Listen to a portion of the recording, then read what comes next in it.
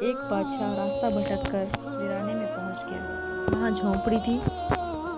اس جھونپڑی میں رہنے والے شخص نے بادشاہ کی بڑی خدمت کی۔ وہ غریب جانتا بھی نہیں تھا کہ یہ بادشاہ ہے۔ مسافر سمجھ کر خدمت کی۔ بادشاہ بہت خوش ہوا۔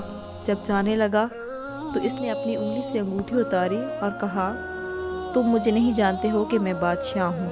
یہ انگوٹھی اپنے پاس رکھو، جب کبھی کوئی ضرورت ہوگی ہمارے محل میں آ جانا، دروازے پر جو دربان ہوگا اسے یہ انگوٹھی دکھا دینا، ہم کسی بھی حالت میں ہوں گے وہ ہم سے ملاقات کرا دے گا۔ بادشاہ چلا گیا۔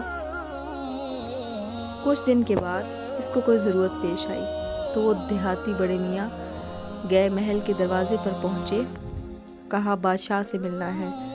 دربان نے اوپر سے نیچے تک دیکھا کہ اس کی کیا اوقات ہے بادشاہ سے ملنے کی۔ کہنے لگا نہیں مل سکتے، مفلس و کلاش آدمی ہے۔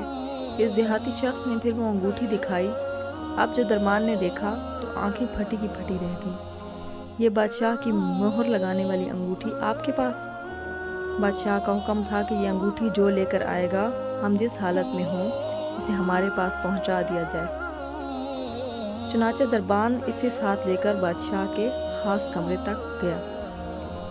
دروازہ کھلا ہوا تھا، اندر داخل ہوئے۔ اب یہ جو شخص وہاں چل کر آیا تھا، اس کی نظر پڑی کہ بادشاہ نماز میں مشغول ہے۔ پھر اس نے دعا کے لیے اپنے ہاتھ اٹھائے۔ اس کی نظر پڑی تو وہ وہیں سے واپس ہو گیا اور محل کے باہر جانے لگا۔ دربان نے کہا مل تو لو۔ کہا اب نہیں ملنا، کام ہو گیا، اب واپس جانا ہے۔ تھوڑی دور چلا گیا۔ جب بادشاہ فارغ ہو گیا، دربان نے کہا ایسا آدمی آیا تھا، یہاں تک آیا پھر واپس جانے لگا۔ بادشاہ نے کہا فوراً لے کر آؤ، وہ ہمارا محسن ہے۔ واپس لایا گیا۔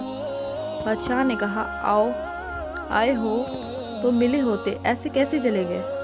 اس نے کہا بادشاہ سلامت، اصل بات یہ ہے کہ آپ نے کہا تھا کہ کوئی ضرورت پیش آئے تو آ جانا، میں ضرورت پوری کر دوں گا۔ مجھے ضرورت پیش آئی تھی، میں آیا اور آ کر دیکھا کہ آپ بھی کسی سے مانگ رہے ہیں، تو میرے دل میں خیال آیا کہ بادشاہ جس سے مانگ رہا ہے کیوں نہ میں بھی اسی سے مانگ لوں۔